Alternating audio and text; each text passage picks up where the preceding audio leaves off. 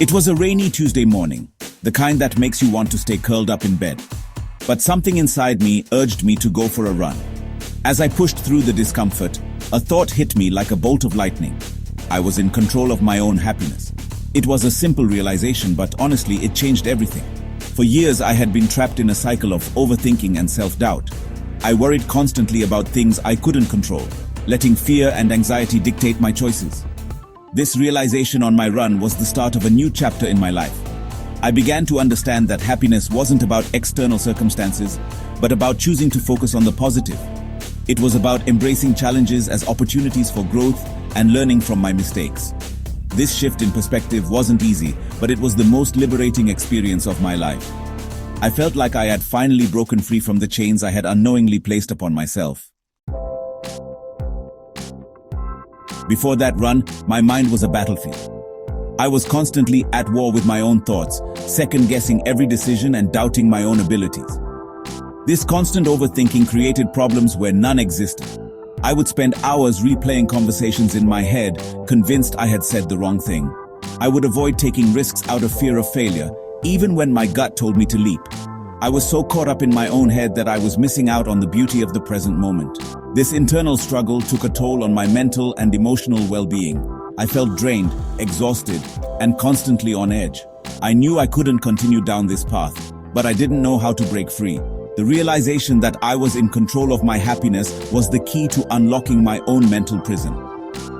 It allowed me to start silencing the negative voices in my head and focus on building a more positive and fulfilling life.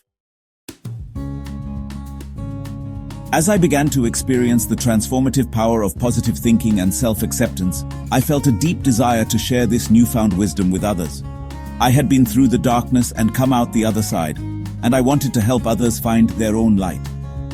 I started small, sharing my story with friends and family who were going through their own struggles. I listened with an open heart, offering words of encouragement and support. It felt amazing to use my own experiences to make a positive impact on the lives of others. As I shared more, people started coming to me with their problems, seeking guidance and advice. I was eager to help, offering solutions and strategies that had worked for me. I truly believed I could help everyone who came to me find the same peace and happiness I had discovered. However, I soon realized that helping others wasn't always as simple as sharing my own experiences. Everyone's journey is unique, and what worked for me wouldn't necessarily work for someone else. The more people I spoke to, the heavier and deeper their questions became. I found myself facing situations and challenges I had never encountered before. It was during these moments that I realized the fine line between offering help and pushing unsolicited advice. I learned that sometimes people just need to be heard. They need a safe space to vent their frustrations, share their fears, and process their emotions without judgment. In my eagerness to help, I sometimes jumped into problem-solving mode too quickly, offering solutions before fully understanding the depth of their struggles. This often backfired. Instead of feeling heard and supported, people felt like I was dismissing their feelings or imposing my own beliefs upon them. It was a harsh but necessary lesson. You can't force someone to change before they're ready. This realization was a turning point in my journey of helping others. It taught me the importance of humility, empathy, and active listening.